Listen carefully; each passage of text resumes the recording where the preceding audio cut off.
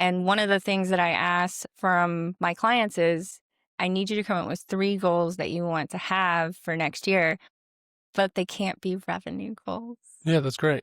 And they shouldn't be, because in reality, whatever goals they come up with, I bet that by attaining those goals, because they're probably some sort of production, whether it's health, wellness, or spiritual, or, physical, whatever it may be, whatever that goal is, I'm sure it's some sort of progress. And by achieving that, I'm sure the revenue went up as well.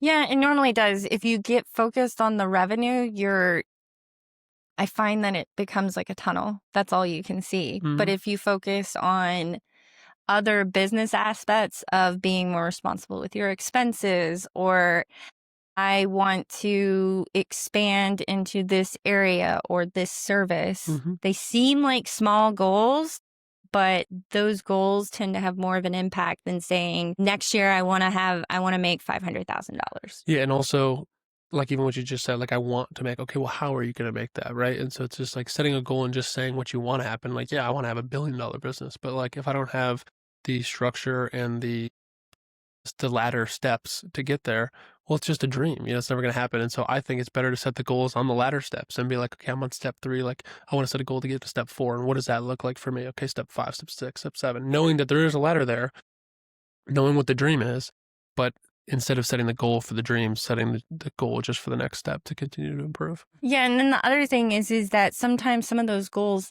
they're okay, yeah, let's say you want to be in that skyscraper. Well, if you don't put a good foundation, if everybody that you're hiring isn't on the same page, or, you don't have policies and procedures as you're going, when you get to that growth period, I've seen this happen with clients where they basically have to start from scratch and go, okay, well, I have all these people. Do I need all these people? And then see, those are the types of plans that I do think are important. I think those are important to set in stone while you are young as a business. Like for me, for people that may be watching, or for even yourself, like even today, like I walked in with my suit jacket. It's like we only have 3 other employees, but I'm setting a culture now that we're going to dress to impress, that we're going to dress professionally, and we're going to respect ourselves so that other people respect us as well. And so I don't need to set that culture now. We only have 4 people. Nobody really knows us. But eventually we're going to have 20 or 30, and that culture won't be able to be created when we have 20 or 30. It needs to be created now. And so those types of plans in terms of different policies and structure, those are things that need to be planned for and need to be strategized for now while you're a young business, so that when you don't run into those bottlenecks, because otherwise, well, now it's too late to implement them. If you haven't learned about them at that point, it's going to be really tough to sustain whatever revenue amounts that you got to. So those are things.